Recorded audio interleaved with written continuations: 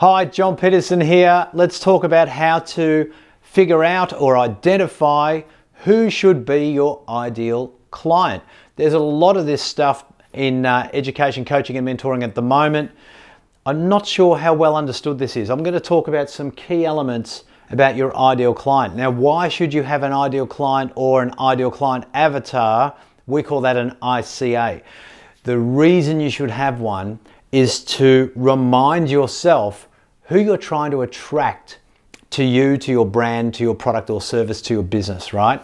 Because your ideal client won't come looking for you if they don't recognize you in terms of what they're looking for, right? So they've got to see in you what it is they want.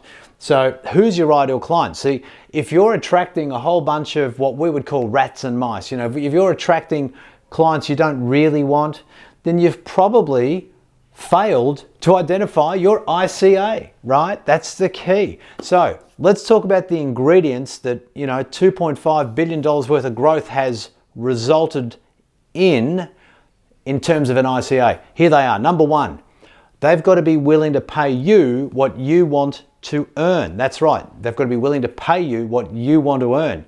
Now that's a limiting belief behind that one if you can't get your head around that. Number two, they've got to be willing to do things your way. You have to have a system and a process to build out your scalability, right? So they've got to be willing to work with you your way. If they're dictating terms to you, well, that's not an ideal client. That's going to disrupt your ability to be efficient and to be sustainable and scalable.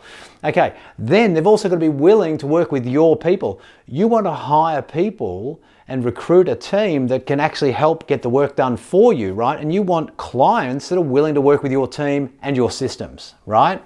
So, pay you what you want to earn, willing to work your way and willing to work through your people instead of yourself, okay?